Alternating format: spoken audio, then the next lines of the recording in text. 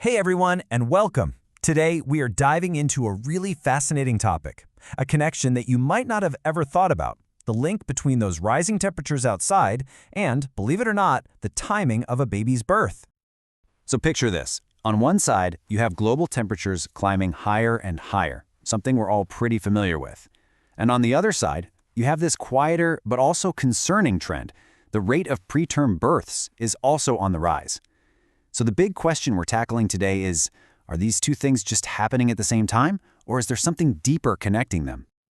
All right, so here's how we're going to break it all down. First, we'll look at these two rising trends. Then we'll explore how heat and birth could possibly be connected.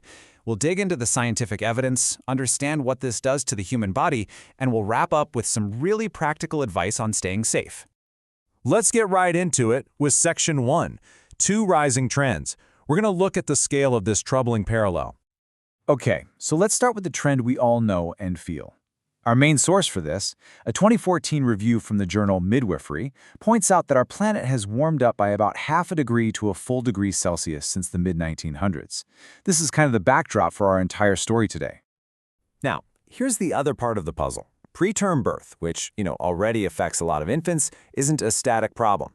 The rates have actually been creeping up, now sitting somewhere between 8 and 13% in many developed countries. So you've got two lines on a graph, and they're both pointing up. Which, of course, leads to the big question. Is this just a coincidence, or is there a real biological connection here? Well, that's exactly what the review we're using today set out to answer. It gathered up all the existing research to see what the science had to say. So, let's move on. Section 2, Connecting Heat and Birth. Before we go any further, we need to make sure we're all speaking the same language. Let's define some key terms. First up, what do we actually mean by preterm birth? Well, the medical definition is really straightforward. It's simply the birth of a baby before 37 full weeks of pregnancy are complete. And what about heat stress? Now, this one's important. It's not just about feeling hot and sweaty. It's a specific physiological state where the temperature outside literally pushes your body past its coping point, forcing it to make changes to things like blood flow and hydration. That distinction is absolutely crucial here. Okay, Section 3, the weight of evidence. We've got our definitions down, so what did all of these different studies actually find?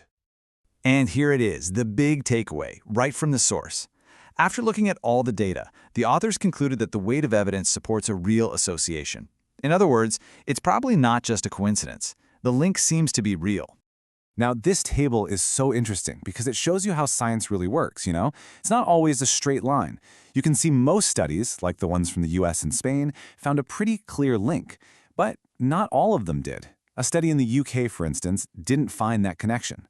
And that's totally normal in research. It tells us the trend is likely strong, but other things, like local climate or even how people live, could also play a role.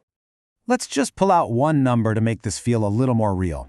One of the biggest studies they looked at, from California, found that for every 10-degree Fahrenheit increase in the weekly average temperature, that's about 5.6 degrees Celsius, the risk of preterm delivery jumped by a pretty shocking 8.6%.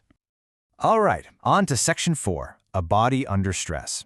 So, the data points to a link, but for me, this is where it gets truly fascinating. Why? How could a hot day outside possibly influence a pregnancy inside? This is really the million-dollar question, isn't it? It's one thing to see two things happening at the same time in the data, but it's another thing entirely to understand how it actually works. How does the weather, get inside the body and trigger something like labor? So here's the proposed chain reaction. It starts, obviously, with being exposed to intense heat. That can easily lead to dehydration, which in turn can reduce blood flow to the uterus.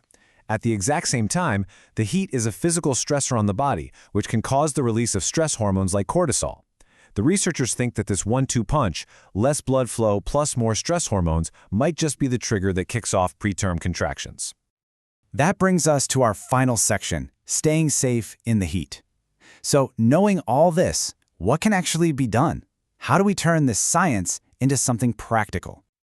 Well, the advice that comes out of this research is actually really direct and makes a ton of sense. First, drink more fluids to fight off that dehydration risk we just talked about.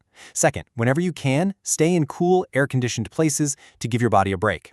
And finally, try to take it easy and reduce physical activity when it's super hot outside, just to avoid adding any extra stress on your system.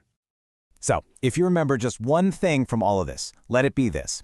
The evidence really suggests that pregnant women should be seen as a uniquely vulnerable group when it comes to heat waves and rising temperatures.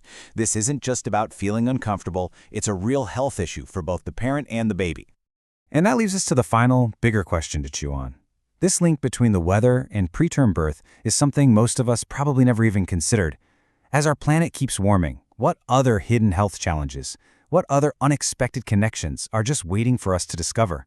It's a pretty powerful reminder of just how connected our own health is to the health of our planet.